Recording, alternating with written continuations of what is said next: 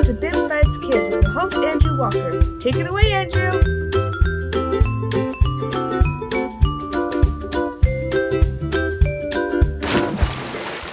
Hello and welcome. I'm Andrew Walker, your BIMS Bites Kids host. And this year, we're taking a look at the undersea animal kingdom. All the creatures great and small that make their home beneath the waves. Especially those that don't get a lot of shine.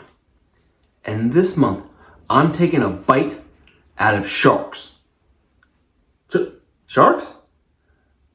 I don't know nothing about sharks. Hey, Alexis, can you come help me out?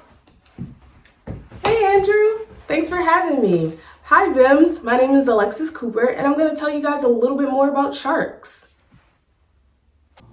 Alright, shark expert, tell me, what's a shark?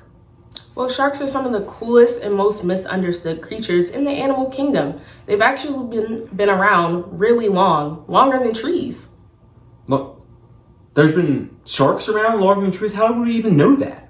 Yeah, so sharks first appeared in fossil records before trees did. So they're truly an ancient member of the animal kingdom. Even longer than dinosaurs. They're older than trees and older than dinosaurs? That's right. Dusty. But what makes a shark a shark? Well, a shark is a type of fish, but it's a little bit different. So sharks, first we have to look at their skeletal system. And if you look at their skeletal system, it's not really made of bones, but it's made of cartilage. Have you ever heard of cartilage before? Oh, cartilage. That's the stuff that makes up our ears and like the tips of our noses, right? Exactly. So their entire skeletal system is made of cartilage and it helps them stay really flexible in the water. That's how you see them jump out of the water and do these crazy spins and turns because they're very flexible. Okay. And do they have scales like a fish does? They can be all sorts of different colors and stuff? So unfortunately, they don't do that either. They have something called dermal denticles, which literally means skin teeth.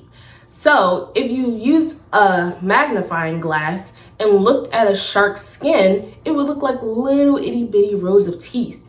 And if you actually got to pet a shark and you pet it from its tail to its head, it would feel rough like sandpaper. Wow, that's not an ordinary fish. No, it is not. Alright, so sharks are definitely a little different than fish, but they're like way bigger too, right? They're like big fish. No, not all sharks are big. Some of them are really small, and then some of them are really large.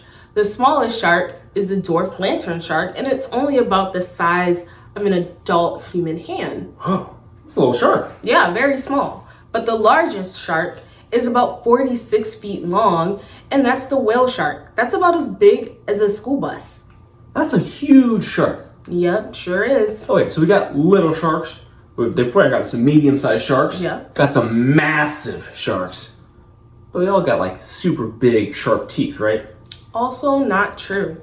Sharks are gonna have teeth for what they need to eat. So if they need to cut through something or slice through something, they'll have teeth that are kind of like knives to slice through. But if they need to pierce something, they're going to use teeth that kind of are like a fork to stab and pierce. And if they need to crush something like oysters or clams, their teeth are gonna kind of be more like a nutcracker and crush things up. And we even have some sharks that don't really need any of that. And they filter feed, kind of like whales. Wow. These sharks, there's so much more to them than I thought. Alright, so sharks are pretty neat. There's a lot of different kinds of them, but what's the big deal? Yeah, sharks are really cool, but they are also really important for the health of our oceans and all the other species that live within it. Many sharks are apex or top predators, which means they eat other things, but not too many other things eat them. And while they're swimming throughout the ocean, they get to eat all this stuff, and a lot of the times it's normally the sicker or weaker fish, and this helps clean up our oceans and keep it nice and healthy and in balance. So it's really important that we keep the sharks in our oceans. Yeah, and one way that we can all make sure that the sharks stay healthy is by keeping plastics out of our oceans. the more plastics that get into our oceans, eventually those get eaten by fish or sharks. That can be really bad for their health. And just because you live a little bit far from the ocean doesn't mean that you can't help too.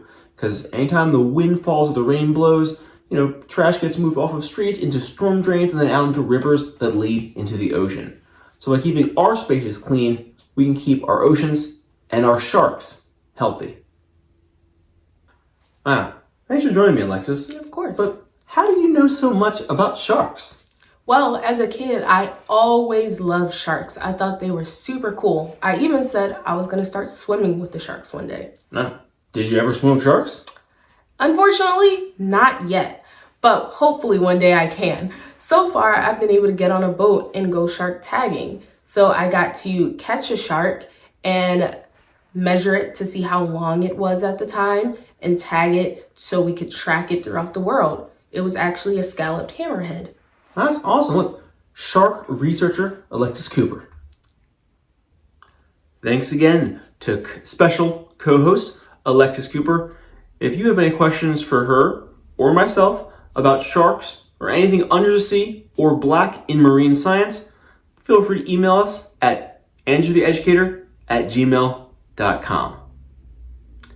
Thank you so much for tuning in. This is Andrew Walker for BIMS Bites Kids. Don't forget to like, follow, and subscribe everything Black in Marine Science. Stay curious, and I'll see you next month during BIMS Week 2022.